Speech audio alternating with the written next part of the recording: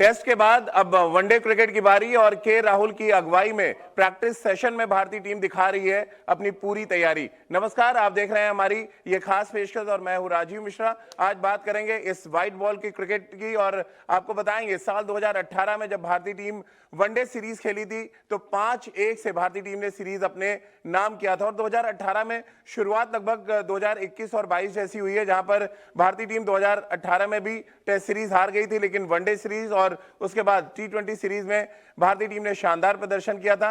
इस बार काफी कुछ बदला हुआ माहौल नजर आ रहा है क्योंकि 2018 में विराट नए नए कप्तान बने थे और उसके बाद वो दक्षिण अफ्रीका के दौरे पे पहुंचे थे। इस बार यानी साल 2022 में जब वनडे सीरीज शुरू होगी तो के राहुल की अगुवाई में भारतीय टीम मैदान पर उतरेगी और विराट उनकी बात सुनते हुए नजर आएंगे क्योंकि विराट को वनडे क्रिकेट की कप्तानी से हटा दिया गया था और ये आप सबको पता है कि दक्षिण अफ्रीका में जो आखिरी टेस्ट मैच खेला गया उसमें विराट कोहली ने मैच के बाद इस्तीफा दिया और उसके बाद एक बड़ा विवाद निकलकर सामने आया था।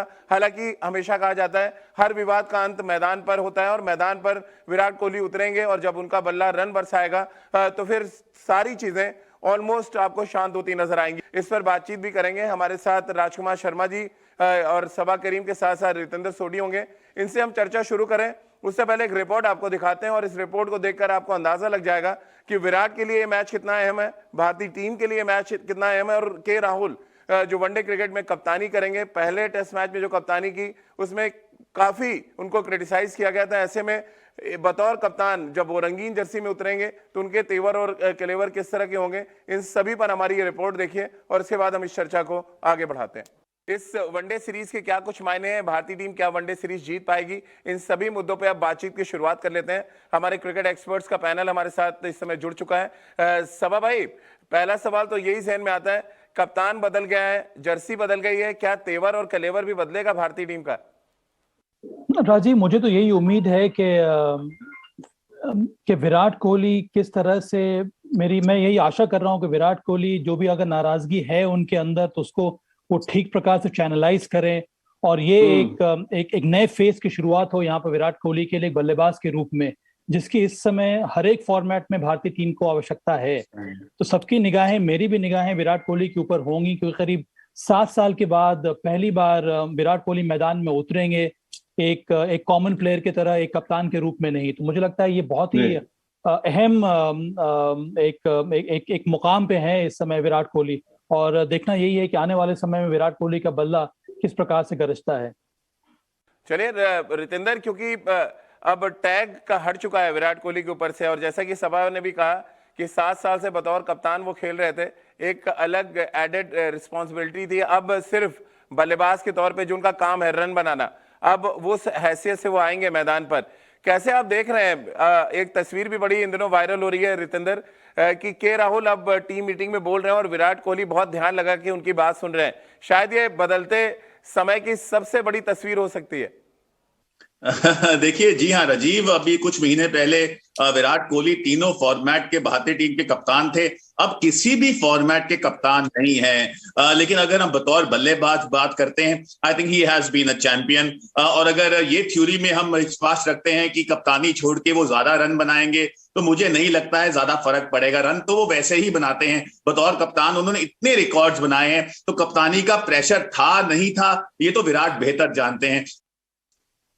राजकुमार सर भी हमारे साथ इस चर्चा में है। राजकुमार सर, अगर हम 2018 का दक्षिण अफ्रीका दौरा याद करें तो विराट ने 3 शतक लगाए थे वनडे सीरीज में, ये विराट के जहन में भी होगा और जैसा कि सभा भाई ने कहा कि कहीं भी किसी कोने में अगर थोड़ा सा भी गुस्सा है तो उसको चैनलाइज करें और अपने बल्लेबाजी में इस्तेमाल करें। क्या ये चीज है विराट को अलग तरीके से इंस्पायर करेगी?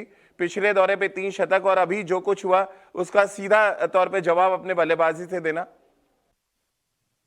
कहीं ना कहीं देखिए राजीव, ये इंस्पायर तो उन्हें करेगी कि पिछला सीरीज मेरा बहुत अच्छा गया था और पिछले कुछ दिन बहुत अच्छे नहीं गए हैं, तो शायद वो ज्यादा एंजॉय करना चाहेंगे अपने बल्ले से। जवाब तो क्या उन्होंने देना है, बहुत जवाब दे चुके हैं वो बहुत लोगों को, लोगों के कानों तक नहीं पहुंचते हैं वो बात दूसरी है, लेकिन इससे ज्यादा वो क्या जवाब देंगे। 70-100 बना चुके हैं, इंटरनेशनल 100 उनके हैं, तो उन्हें कुछ प्रूव करने को तो नहीं है बाकी। लेकिन हाँ, वो अच्छी फॉर्म में नजर आए, ये बहुत अच्छी बात होगी, क्योंकि काफी दिनों से बड़ा स्कोर नहीं बना है उनका। तो एक अगर वो बड़ा 100 बनाते हैं तो पूरा देश उनसे यही एक्सपेक्ट कर रहा है कि जो एक पारी उनसे दूर है वो जल्द से जल्द वो आए और वो वापस अपने पुराने गियर में दिखें और एंजॉय करें क्रिकेट को। तो चलिए सभा से उनकी प्लेइंग 11 पूछे, रितेंद्र से जाने क्या कुछ कॉम्बिनेशन होगा और राजकुमार जी से आगे विराट में बातचीत करें। उससे पहले आपको सुनवा देते हैं दोनों खेमों से क्या कुछ कहा गया इस पहले वनडे मैच के बारे में, यानी 19 जनवरी को जो पहला मुकाबला होगा पर्ल के मैदान पर, उस पर दोनों खेमों से क्या कुछ प्रतिक्रिया आई है, आइए वो सुन लेते हैं। तो आपने सुना दोनों ही टीमें हुंकार भर रही हैं कि वनडे सीरीज का आगाज वो जीत के साथ करेंगी। दोनों टीमों के कप्तान भी बदल गए और ऐसे में अगर हम बात रितेंद्र सबसे पहले प्लेइंग 11 की करें, ओपनर के तौर पे के राहुल अपने साथ किसको लाना पसंद करेंगे? Left hand right hand combination, यानी शिखर धवन, या आप देख पा रहे हैं यहाँ से ऋतुराज गायकवाड़ जो बहुत ही शानदार फॉर्म में थे, आइडियल प्लेटफॉर्म है इस समय कि उनको पारी की शुरुआत कराई जाए। जी हाँ राजीव, ये बहुत इंटरेस्टिंग सवाल है क्योंकि शिखर धवन जिनकी वापसी हुई है वो पॉइंट प्रूव करना चाहते हैं। ऋतुराज गायकवाड़ ने आग लगाई है। अगर हम हाल ही में जो विजय हजारे ट्रॉफी हुई है, बहुत रन्स बनाए हैं, मैन इन फॉर्म है, इन पर्पल पैच हैं। तो यहाँ पे अब कप्तान किसके साथ जाना चाहेंगे? मुझे लगता है नेट्स में कैसी फॉर्म चल रही है, कैसा रिदम चल रहा है, वो बहुत मैटर करेगा। बट अगर आप मेरा ओपिनियन यहाँ पे लेते हैं तो जो सिचुएशन है जहाँ पे अब सीरीज फंसी हुई है, टेस्ट सीरीज हम हारे हैं, जो विराट कोहली एपिसोड हुआ है, बहुत बातचीत हुई है, तो मुझे लग रहा है कि हम ज्यादा एक्सपीरियंस के साथ जाएं तो बेहतर होगा। तो शिखर धवन को नॉट मिल सकती है और Dhawan will be raring to go because वो एक पॉइंट प्रूव करना चाहते हैं। उनके लिए एक लाइफलाइन है ये सीरीज। अगर वो रन बनाते हैं बहुत साल इंडिया के लिए खेल सकते हैं। तो जी हाँ, धवन और राहुल। लेकिन सभा भाई, हमने देखा टेस्ट सीरीज में क्या हुआ, लगातार हम सीनियर खिलाड़ियों को बैक करते रहे, अजिंक्य रहाणे और पुजारा को, नतीजा ये कि हम 2-1 से सीरीज हार गए। अब क्या आपको नहीं लग रहा है कि इन फॉर्म खिलाड़ी, वो चाहे ऋतुराज गायकवाड़ हो, वेंकटेश अय्यर हो, इन सब खिलाड़ियों को मौका देना चाहिए, आपको तैयारी शुरू कर देनी चाहिए 2023 के लिए? आपको मैच जीतना तो जरूरी है, लेकिन साथ में आपको ये भी देखना है कि 2023 वर्ल्ड कप तक के लिए कौन से खिलाड़ी आपके अवेलेबल हैं वनडे फॉर्मेट के लिए। सही बात कही राजीव। इस श्रृंखला का मकसद यही होना चाहिए कि आपकी तैयारी है यहाँ पर विश्व कप 2023 की, तो जो भी स्लॉट्स को आपको फिल करने हैं उस प्रकार के प्लेयर्स को आपको मौका देना होगा यहाँ पर, ताकि आप आने वाले समय में अपनी टीम को तैयार कर पाए, चाहे वो ऋतुराज गायकवाड़ हो, चाहे वो सूर्य कुमार यादव हो, ईशान किशन हो, या फिर विशेष करके वेंकटेश अय्यर हो। अगर वेंकटेश अय्यर को आपको लगता है कि नंबर 6 पर आकर वो बैटिंग कर सकते हैं या नंबर 7 पर आकर बैटिंग करेंगे और बॉलिंग करेंगे, एक फिनिशर का काम कर सकते हैं, एक सिक्स्थ बॉलिंग ऑप्शन आपके लिए साबित हो सकते हैं, तो उनको यहां से लेकर विश्व कप तक हर एक मैच खेलना बहुत जरूरी है। तो इस पूरे श्रृंखला का मकसद, चलिए अलग बात है कि मैच जीतना भी जरूरी है, पर अंत में जो लार्जर पिक्चर यही है कि आपकी तैयारी होनी चाहिए यहाँ से।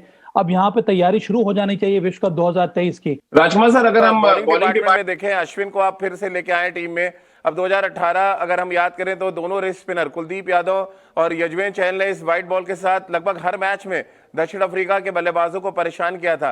अब एक नया कॉम्बो नजर आ रहा है जहां पर आपको यहाँ पर ना अक्षर पटेल आपके साथ, ना ही रवींद्र जडेजा है, यानी अश्विन खेलेंगे तय, यजुवेंद्र चहल और जयंत यादव में से अब किसी एक को आपको चूज करना है, क्योंकि वॉशिंगटन सुंदर भी कोविड की वजह से टीम के साथ नहीं जा सके हैं। कैसे आप देख रहे हैं स्पिन डिपार्टमेंट को तैयार? अभी भी आपको लग रहा है कि बहुत ज्यादा हम पीछे भाग रहे हैं, हम आगे की तरफ कुछ युवा स्पिनर्स को नहीं देख रहे हैं? जी, ये तो देखिए सिलेक्टर्स की कॉल है। वो सिलेक्टर्स अगर शिखर धवन को टीम में लेके आ रहे हैं, आर अश्विन को टीम में लेके आ रहे हैं, तो आप उनको बाहर तो नहीं बैठाएंगे। मुझे नहीं लगता कि अगर आप को बाहर बैठाना है राजकुमार, वही वाली दिक्कत आपने बोल दी जो टेस्ट मैच में हमने देखा कि अजिंक्य रहाणे, पुजारा और ईशांत शर्मा टीम में है तो उनको खिलाना कंपलसरी है। ये कहाँ लिखा हुआ है, किस किताब में लिखा हुआ है कि सिलेक्ट करेंगे तो खेलेंगे ही? आप उनको सेलेक्ट क्यों कर रहे हैं? फिर आप उनको क्यों वो शिखर धवन की वापसी करा रहे हैं? अगर आपको नहीं खिलाना है उनको, आप एक सीनियर प्लेयर को बाहर क्या घुमाने के लिए लेके जाएंगे? वो एक शानदार खिलाड़ी है। अगर आपने उनको सेलेक्ट किया है तो पहले मेरा मानना है कि शिखर धवन का खेलना बनता है। सभा भाई, आप जवाब दें, क्या ये कंपलसरी है, आप सिलेक्टर रहे हैं कि अगर आप सीनियर टीम को खिलाड़ी को टीम में ला रहे हैं तो कंपल्शन है कि आप उनको पहले खिलाएंगे? मेरे विचार में तो कोई कंपल्शन नहीं होना चाहिए। नहीं सभा, फिर चयनकर्ताओं आपने ने सेलेक्ट क्यों किया उनको? वो अलग बात है, क्योंकि चयनकर्ताओं का काम है सेलेक्ट करना, 11 चुनना टीम मैनेजमेंट का काम रहता है राजकुमार। इसीलिए मुझे लगता है जैसे कि आपने ईशांत शर्मा को फिर क्यों ड्रॉप किया लास्ट टेस्ट मैच में, वहां पर आपने उमेश यादव को क्यों खिलाया? अंत में 11 बेस्ट पॉसिबल 11 जो टीम मैनेजमेंट को लगेगा, जो कप्तान को लगता है कि आने वाले समय में वो ज्यादा अच्छी तरह से सर्व करेगा भारतीय नहीं टीम तो को। इसका मतलब और यहाँ तो पर हम ये एक मतलब तो सभा कम्युनिकेशन गैप है ना कप्तान और सेलेक्टर में, कि वो नहीं, अगर उन्हें नहीं चाहिए था, अगर कप्तान बोलता कि मैं नहीं खिलाऊंगा तो वो टीम में ही नहीं होते। नहीं, पर ये बात भी नहीं है ना राजकुमार। मुझे लगता है कि अगर आप सपोज कीजिए आप ऋतुराज गायकवाड़ को आप खिला रहे हैं, अगर उन्होंने 3 मैच में परफॉर्म नहीं किया तो आपके पास एक और विकल्प मौजूद है शिखर धवन के रूप में।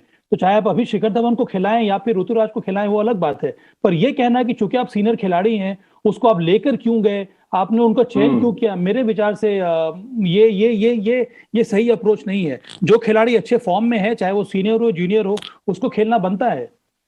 रितेंद्र, आप भी ये चर्चा सुन रहे हैं, आप किस तरह से देख रहे हैं? रितेंद्र, एक रिएक्शन आपका भी लेना चाहूंगा मैं।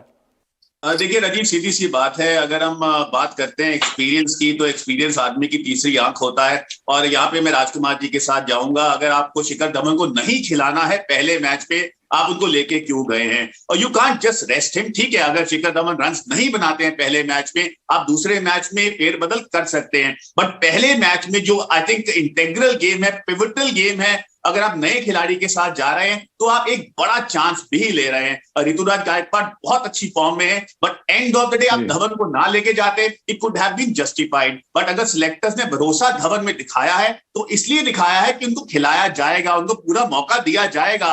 अगर हम 2023 वर्ल्ड कप की बात कर रहे हैं तो जी हाँ, धवन भी कहीं ना कहीं स्कीम ऑफ थिंग्स में है, तो पहले धवन को मौका मिलेगा, उसके बाद किसी और को। सोडी की हो रही है बहस, ये हो रही है कि अगर आपने एक्सपीरियंस खिलाड़ी को टीम में लिया है 15 में, तो ये जरूरी नहीं कि उनको खिलाया जाए। यहाँ पर बात वो हो रही है। शिखर धवन के बारे में ये नहीं कह रहा हूँ कि शिखर धवन को आप बाहर बैठा दीजिए। अगर टीम में उनको ये लगता है कि शिखर धवन को मौका मिलना चाहिए, उनको मौका मिलना चाहिए। मेरा कहने का मतलब ये है, और जो बहस हो रही है यहाँ पर वो अलग बात की हो रही है कि सीनियर खिलाड़ी को टीम में ले गए, इसका ये मतलब नहीं कि उनको खिलाना जरूरी है। पहले मैच में तो अच्छे फॉर्म में उनका ही बनता है, वो अलग बात है। छोटी मेरी बात सुनो पहले,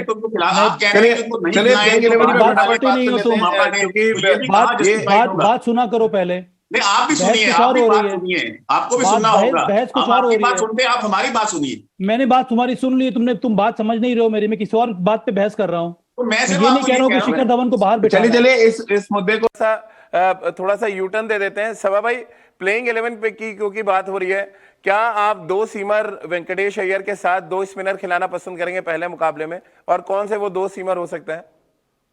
वो तो निर्भर करेगा विकेट के ऊपर। पर मुझे लगता है कि दक्षिण अफ्रीका में जो कंडीशंस मिल रहे हैं, यहाँ पर थोड़ा बहुत ग्रासी रहता है सरफेस। आइडियली आपको मुझे लगता है वेंकटेश अय्यर एक और सीम बॉलिंग ऑप्शन जरूर बनकर साबित हो सकते हैं। और ये मौका है, बुमराह आपके पास है, अनुभवी खिलाड़ी हैं। आप वेंकटेश अय्यर को टीम में लेकर आइए, उनको ट्राई आउट कीजिए, कितना स्पेल वो डाल सकते हैं, कितना ओवर वो कर सकते हैं। तभी आपकी टीम जो है, जो बहुत दिनों से हम लोग हार्दिक पांड्या को मिस कर रहे हैं एक बॉलर के रूप में, एक ऑलराउंडर के रूप में, वो कमी की भरपाई बहुत हद तक हो सकती है। क्योंकि टीम में 3-4 जो नए सीमर्स हैं राजकुमार सर, प्रसिद्ध कृष्णा भी हैं, दीपक चहर हैं टीम में, नवदीप सैनी की वापसी हो रही है, कैसे आप देख रहे हैं? क्या आइडियल जो कॉम्बो होना चाहिए बॉलिंग का, क्या आप देख पा रहे हैं? राजीव, मुझे नहीं लगता कि भारत 2 स्पिनर्स के साथ खेलेगा। भारत 3 मिडल पेसर और 1 स्पिनर के साथ ही मुझे लगता है कि जाएगा, क्योंकि जैसा कि हमें मालूम है वेंकटेश अय्यर भी गेंदबाजी करते हैं, तो मुझे नहीं लगता कि 2 स्पिनर आप खिलाएंगे साउथ अफ्रीकन विकेट्स पे। अभी तक जैसे विकेट्स मिली हैं, हो सकता है कि आगे वहां पे वनडे के लिए थोड़ी फ्लैट ट्रैक्स हो, तो कैप्टन हो सकता है कि कोशिश करें ये 2 स्पिनर खिलाने की। लेकिन अभी मुझे आशा नहीं है कि ऐसा विकेट मिलेगा जहां पर आप 2 स्पिनर खिलाएं। बहुत बहुत शुक्रिया रितेंद्र आपका, राजकुमार सर आपका, और सभा भाई आपका हमारे साथ जुड़ने के लिए। तो राहुल का कॉम्बो नजर आएगा आपको। राहुल द्रविड़ क्योंकि टेस्ट सीरीज हारे हैं, वो प्रेशर में होंगे, और अब एक नए कप्तान के साथ उनको इस वाइट बॉल क्रिकेट के लिए न सिर्फ रणनीति बनानी है बल्कि मैदान पर उसको अमली जामा भी पहनाना है, क्योंकि रणनीति टेस्ट क्रिकेट में भी बनी, पूरी तरह फेल रही और हम 2-1 से सीरीज हार गए। अब बारी वनडे क्रिकेट की है, जहां पर हमें अपने साख के अनुरूप प्रदर्शन करना है और 2018 का जो प्रदर्शन है उसको दोहराना है, क्योंकि 2018 में विराट कोहली का बल्ला चला था, ये हर कोई जानता है, और इस बार विराट कोहली का बल्ला चला तो एक बात तो तय है कि कम से कम वनडे क्रिकेट में हम निराश होकर मैदान से वापस नहीं लौटेंगे। तो चलिए हमारे इस खास पेशकश में फिलहाल इतना ही।